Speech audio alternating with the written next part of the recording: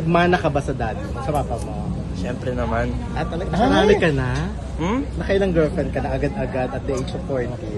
Naniniwala ka bang mas gwapo kayong mga young generation ng mga mulak kaysa sa kanila? Siyempre. Talaga. Siyempre. Ako pa. Ako magpapatalo. Ngayon, kumusta ka ng pagiging 14? Being 14, a lot has changed. Siyempre, in puberty, school, ano na ako, grade 8 as of now. I'm studying in Lasal Green Hills. Siyempre, new friends and more opportunities. Pero ba't ka nag-gym na? Kailan ka pa nag-start mag-gym? Kasi the last time nakita ka namin sa Eddie's November.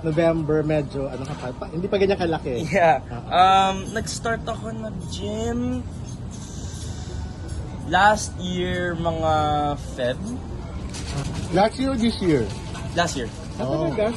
So bakit gusto mo nang magpa-muscle, Ay, ano ba, magpapa-bulky ka ba? Or hindi naman. I wanna get lean. Ali? Mas lean lang. Para syempre, diba, ngayon kapag may shooting, mas magandang mga damit sa akin.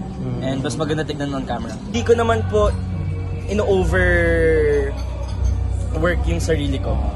Ang mga ka-age ko, hindi naman talaga dapat sobrang bigat ang mga weights na inaano So namin. weights talaga sa'yo. Yeah, syempre may precautions po ako. Tsaka I have a training coach for me to keep an eye on me para hindi ako magka-injury. Anong height mo na ngayon? 5'8", 5'9". So parang tatangkad ka pa sa tingin mo? Hopefully, sana. Gusto ko maging 6 foot plus. Ay, ang daddy mo, ano bang height ni Oni? Papa, sorry pa, siguro mga 3? 5'4"? 5'4". At may pinagpapasalamat ka, sabi mo kanina, na hindi mo nakuha yung liit ng papa mo. Yeah.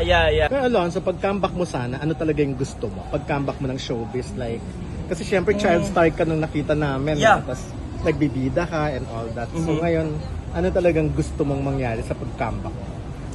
Sa pag-comeback ko, I mean, alam ko naman na hindi ko aabot yung level na pagka-child star ni Papa. Pero, I wanna continue my dad's legacy ng pagka-acting. And I wanna do better kung babalik ako sa showbiz. Nag-follow ako sa pagka-comedic acting niya. Pero ako, I wanna try action. I wanna try action. Kasi si Papa ngayon nag-action eh.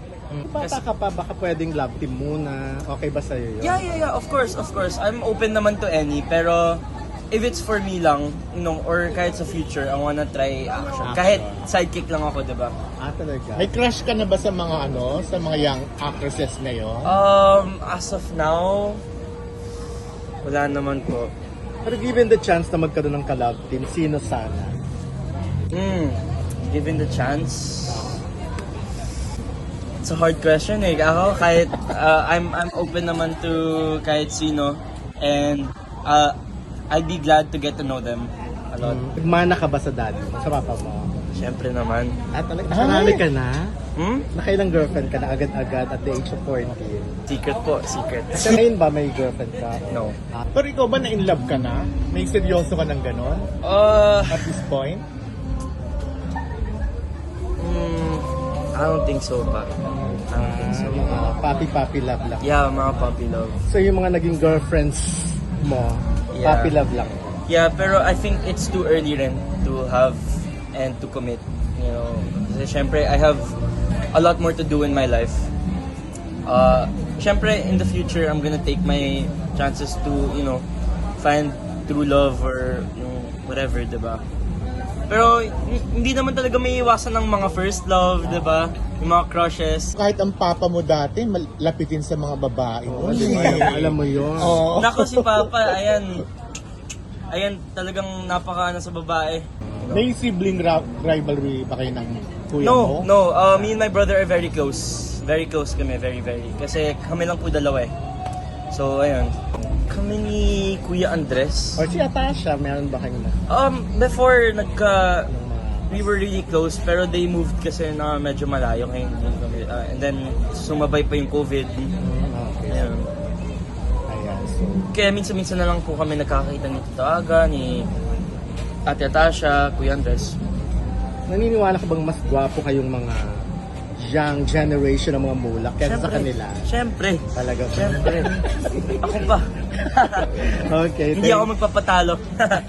Okay, thank you. Thank you. Wala Bye-bye. siya ng-